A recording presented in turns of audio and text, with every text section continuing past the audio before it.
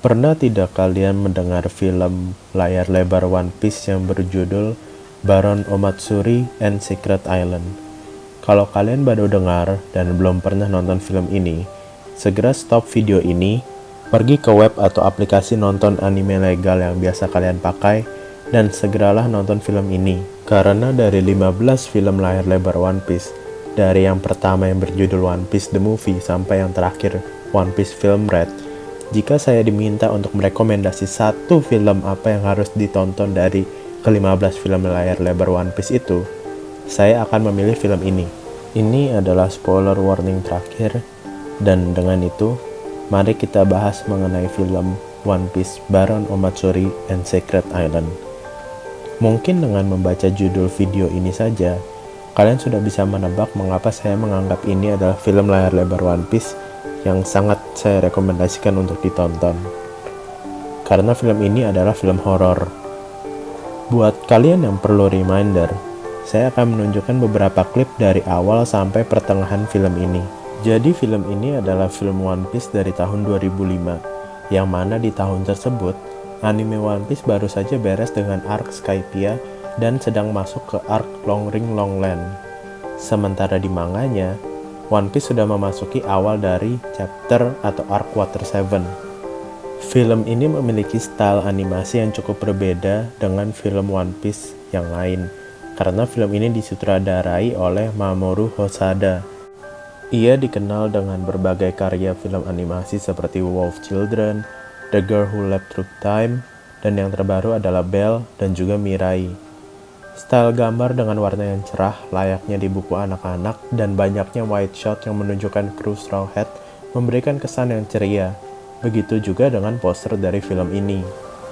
Nah, sekarang saya akan tampilkan beberapa klip dari pertengahan sampai 3/4 film. Jadi, secara cerita, Baron Omatsuri bercerita tentang Straw Hat Pirates yang mendatangi sebuah pulau yang dikelola oleh Baron, seorang bajak laut yang gemar menantang bajak laut lain dengan serangkaian permainan.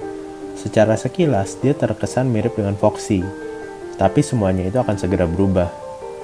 Kalau kalian melihat klip yang ada di layar sekarang, kalian akan menyadari bahwa warna-warna cerahnya mulai berkurang. Dan meskipun para Straw Hat memenangkan permainan-permainan dari grup Baron, mereka sama sekali tidak merasa senang. Mereka malah semakin terpecah dan konflik semakin lama semakin menebal. Sampai akhirnya satu persatu, semua kru Luffy menghilang.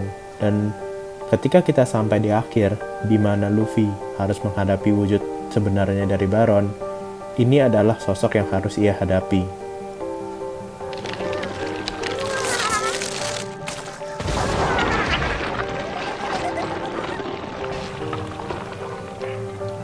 Dengan semua krunya sudah ditelan oleh bunga monster Lily Carnation, sosok bunga yang mengatur semua teror di balik layar pulau itu, Luffy harus berhadapan dengan Baron.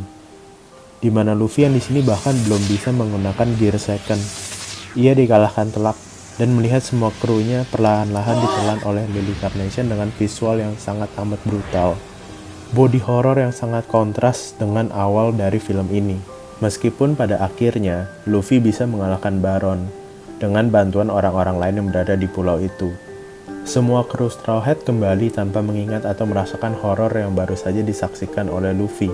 Satu hal yang menurut saya sangat unik di film ini adalah bagaimana film ini menyimpang dari gaya bercerita film layar lebar anime pada umumnya, terutama film One Piece.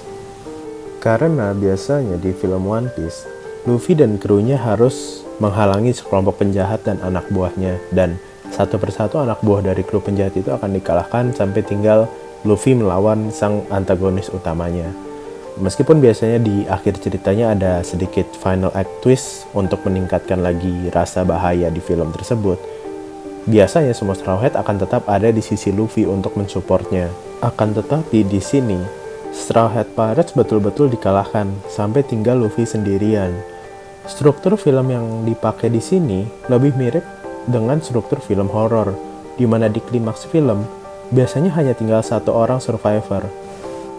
Luffy yang mengalami breakdown karena kehilangan semua krunya harus menghadapi penyesalan yang luar biasa karena keputusannya sebagai kapten lah yang membawa krunya ke malapetaka di pulau ini. Secara canon, kita baru melihat Luffy mengalami mental breakdown ini ketika Straw Hat Pirates dipisahkan di Pulau Sabaody, yang mana baru rilis di manga di tahun 2008, 3 tahun sesudah keluarnya film ini. Selain itu, konflik di dalam grup Straw Hat Pirates juga pertama kali dibawakan di film ini. Karena secara canon, kita baru mendapati konflik internal di dalam grup Straw Hat Pirates ketika di Water 7. Selain itu, saya mau membahas mengenai aspek horor dari film ini. Ketika saya pertama kali nonton film ini, saya nonton film ini ketika disiarkan di TV dengan dubbing Indonesia.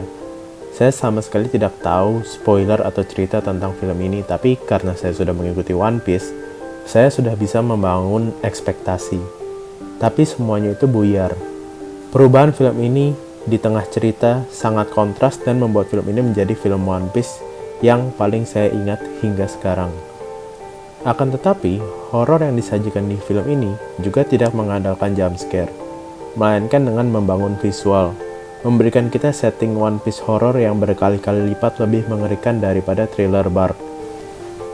Menurut saya, film One Piece Baron Omatsuri ini mengambil sebuah kesempatan yang jarang dipakai oleh developer anime lain, yaitu membuat cerita dengan subjek yang unik di luar dari kebiasaan series intinya. Baron Omatsuri, menurut saya, bukanlah film One Piece. Baron Omatsuri adalah film horor untuk remaja atau dewasa muda yang memakai karakter One Piece sebagai pemerannya. Hal itulah yang membuat dari ke-15 film layar lebar One Piece, menurut saya, ini adalah satu film yang layak untuk kalian sempatkan untuk ditonton. Sedikit fun fact mengenai film ini. Karakter Baron Omatsuri, pengisi suaranya bernama Akio Otsuka. Dia juga adalah pengisi suara untuk Blackbeard atau Marshall D. Teach. Selain itu, di klimaks film ini, Luffy memukul Baron dengan sangat keras hingga mengirimnya kembali menjadi gambar hitam putih. Apakah film ini yang menginspirasi tim animasi Toei ketika scene Luffy memukul Celestial Dragon ya? Kalau kalian suka dengan video ini, kalian bisa support channel ini dengan memberikan like dan juga subscribe. Kalian juga bisa taruh komentar kalian mengenai film layar lebar One Piece, atau jika kalian punya pendapat lain mengenai film One Piece ini atau film One Piece yang lain, atau topik lain in general. Saya akan sangat senang untuk mendengarnya. Saya Chris Chess, sampai jumpa di video berikutnya.